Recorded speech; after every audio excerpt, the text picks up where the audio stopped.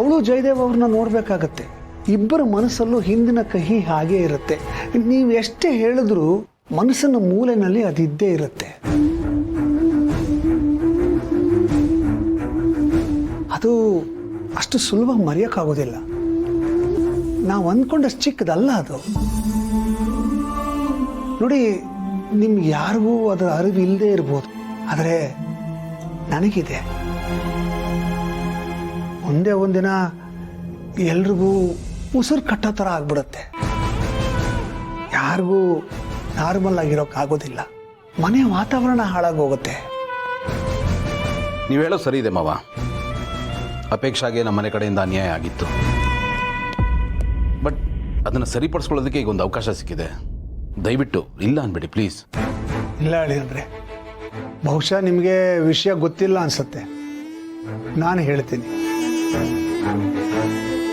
ಪಾರ್ಥ ಮತ್ತು ಅಪೇಕ್ಷಾ ಇಬ್ರು ಒಬ್ಬರನ್ನೊಬ್ಬರನ್ನ ಮೊದಲಿಂದಾನು ಪ್ರೀತಿಸ್ತಾ ಇದ್ದಾರೆ.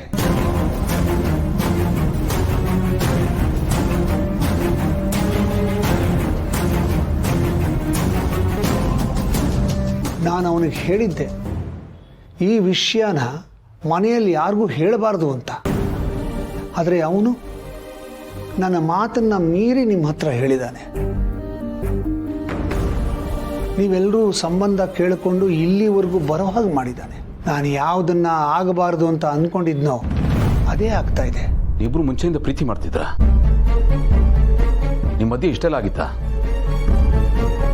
ಇಷ್ಟೇ ಅಲ್ಲ, ನನಗೆ ಇವರಿಬ್ಬರು ಪ್ರೀತಿ ಇಷ್ಟ ಇರಲಿಲ್ಲ.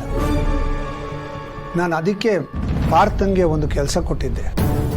ಆ ಪರೀಕ್ಷೆಯಲ್ಲಿ ಅವನು ಪಾಸ್ ಆಗಲ್ಲ, ಸೋತು ಹೋಗ್ತಾನೆ ಅಂತ ನಾನು ಅಂದ್ಕೊಂಡಿದ್ದೆ.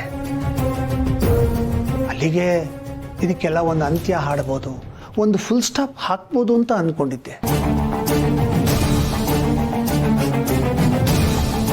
ಆದರೆ ಅವನು ನನ್ನ ನಿರೀಕ್ಷೆಗೆ ಮೀರಿ ಆ ಪರೀಕ್ಷೆಯಲ್ಲಿ ಪಾಸ್ ಆಗ್ಬಿಟ್ಟ.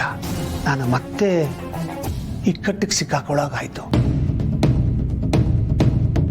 ಅವನು ನಾನು ಕೊಟ್ಟ ಪರೀಕ್ಷೆಯಲ್ಲಿ ಪಾಸ್ ಆಗಿರ್ಬೋದು, ಆದರೆ ನನ್ನ ಮಗಳನ್ನ ಅವನು ಕೊಟ್ಟು ಮದುವೆ ಮಾಡೋದಕ್ಕೆ ನಾನು ಸುತಾರಾಮ್ ತಯಾರಿರಲಿಲ್ಲ. ಮತ್ತೆ ಹಾಗೆ ಅವಳನ್ನ ಕೊಟ್ಟು ಮದುವೆ ಮಾಡೋದಕ್ಕೆ ಆಗೋದೂ ಇಲ್ಲ.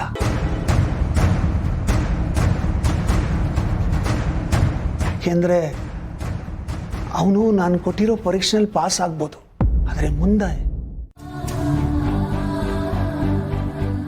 ದಯವಿಟ್ಟು ನನ್ನನ್ನು ಕ್ಷಮಿಸ್ಬಿಡಿ. ನಾನು ಈ ಮದುವೆಗೆ ಒಪ್ಕೊಳ್ಳೋದಕ್ಕೆ ಸಾಧ್ಯನೇ ಇಲ್ಲ. ಅನ್ಯತಾ ಭಾವಿಸ್ಬೇಡಿ ಪ್ಲೀಸ್. ಅಲ್ಲ ಬೀಗ್ರೆ, ನನ್ನ ಮಾತು ಕೇಳಿ. ಬೀಗ್ರೆ, ಈ ವಿಷಯದಲ್ಲಿ ಚರ್ಚೆ ಬೇಡ. ನಮ್ಗಳ ಸಂಬಂಧ ತುಂಬಾ ಚೆನ್ನಾಗಿದೆ, ಅದು ಹಾಗೇ ಇರಲಿ. ಅಲ್ಲ ಬೀಗ್ರೆ, ಅಮ್ಮ ಹೊರ.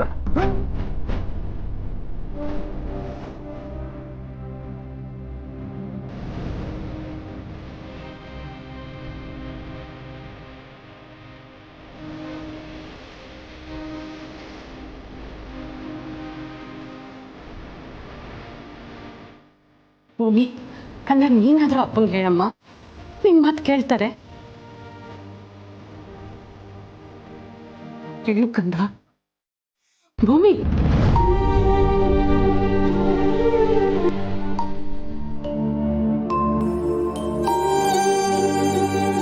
ಏನ್ ಮಾಡ್ತಾ ಇದ್ಯಾ ರೀ? ಭೂಮಿ,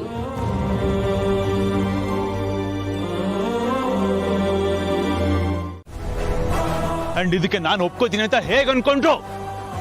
ನನಗ್ ಬರ್ತಿರೋ ಕೋಪಕ್ಕೆ ಅಳಿಮಯ್ಯ, ನೀನ್ ಬೇರೆಯವ್ರ ಬಗ್ಗೆ ಕೋಪ ಮಾಡ್ಕೊಂಡಂಗೆ ನಿನ್ನ ಅಮ್ಮನ ಬಗ್ಗೆ ಕೋಪ ಮಾಡ್ಕೊಂಡ್ರೆ ಹೆಂಗೋ? ಅವಳು ಸಾಮಾನ್ಯದವಳಲ್ಲ ಕಣೋ ನಿನ್ನ ಅಮ್ಮ. ಅವ್ಳಿಗೆ ಏನೇ ಮಾಡಿದ್ರು ಸುಮ್ಮನೆ ಮಾಡಿರಲ್ಲ. ಇವತ್ತಿನ ಬಗ್ಗೆ ಅಲ್ಲ, ಮುಂದೆ 10 ವರ್ಷ ಬಿಟ್ರೆ ಏನಾಗಬೇಕು, ಹೇಗಿರ್ಬೇಕು ಅನ್ನೋದನ್ನ ಬ್ಲೂ ಪ್ರಿಂಟ್ ರೆಡಿ ಮಾಡಿರ್ತಾಳೆ ಅವಳು. ಮಾಸ್ಟರ್ ಪ್ಲಾನ್ ಮಾಡೋದ್ರಲ್ಲಿ ಮಾಸ್ಟರ್ ಮೈಂಡ್ ಕಣೋ. ವಾಟ್ ಎವರ್ ನನಗೆ ಒಂದು ಮಾತು ಹೇಳ್ದೇನೆ, ಒಂದು ಚಿಕ್ಕ ಹಿಂಟು ಕೊಡ್ದೇನೆ ಈ ತರ ಕೆಲಸ ಮಾಡ್ಕೊಂಡ್ಬಂದ್ರೆ ನಾನು ಹೇಗೆ ತಡ್ಕೊಳ್ಳಿ? ಮಾಮ್ಸ್, ನಾನಿರೋ ಜಾಗದಲ್ಲಿ ಒಂದು ನಾನಿರ್ಬೇಕು, ಇಲ್ಲ ನನ್ನ ಶತ್ರುಗಳಿರ್ಬೇಕು. ಇದೊಂದೇ ನನ್ನ ಪಾಲಿಸಿ. ಒಂದ್ ಕಾಲದಲ್ಲಿ ನಾನು ಇಷ್ಟಪಟ್ಟಿದ್ದ ಹುಡುಗಿ ಮಾಂಸವಳು, ಇವಾಗ ನನ್ನ ಎಕ್ಸ್ ಲವರ್, ಮಾಜಿ ಲವರ್ ಅಂತವಳನ್ನ ಈ ಮನೆ ಸೊಸೆ ಮಾಡ್ಕೊಳಕ್ಕೆ ಅಂತ ಹೇಗೆ ಮಾಂಸ ಯೋಚನೆ ಮಾಡ್ತಾರೆ ಇವರು? ದಿನ ಬೆಳಗ್ಗೆ ಅವಳ ಮುಖ ನೋಡಿ ನಾನು ಉರ್ಕೊಂಡು ಸಾಯ್ಲಿ ಅಂತನ? ನನಗೆ ಈ ವಿಚಾರ ಯಾಕೆ ಹೇಳಲಿಲ್ಲ ಮುಂಚೆನೆ? ಅಳೆಮಯ್ಯ, ನಿನಗೆ ಅವಳ ಮೇಲೆ 10 ಜನ್ಮಕ್ಕಾಗುವಷ್ಟು ಉರಿ ಕೋಪ ಇರುವಾಗ ಮೊದಲೇ ನಿನ್ನ ಹತ್ರ ಹೆಂಗೆ ಹೇಳಕ್ಕಾಗತ್ತೆ ಇದನ್ನ? ಅದಕ್ಕೆ ಯಾವುದನ್ನು ನಿನ್ನೂವರೆಗೂ ತರದೆ ಗೌಪ್ಯವಾಗಿಟ್ಟಿದ್ದು.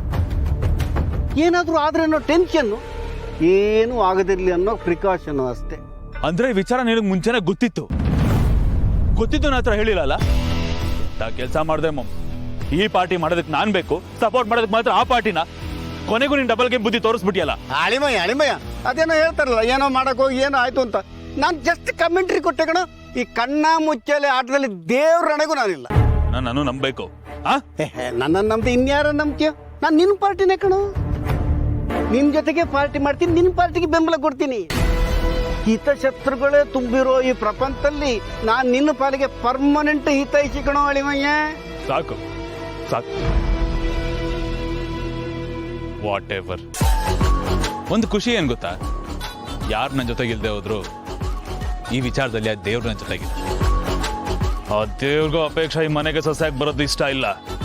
ಅದಕ್ಕೇನೆ ಅವ್ರ ಅಪ್ಪನ ಮುಖಾಂತರ ಬಂದು ಈ ಮದುವೆಗೆ ಅಡ್ಡಗೋಡೆಯಾಗಿ ನಿಂತಿದ್ದಾರೆ. ಅಟ್ ಎನಿ ಕಾಸ್ಟ್ ಆ ಅಪೇಕ್ಷೆ ಈ ಮನೆಗೆ ಸೊಸೆಯಾಗಿ ಬರಬಾರ್ದು. ಬರೋದಕ್ಕೆ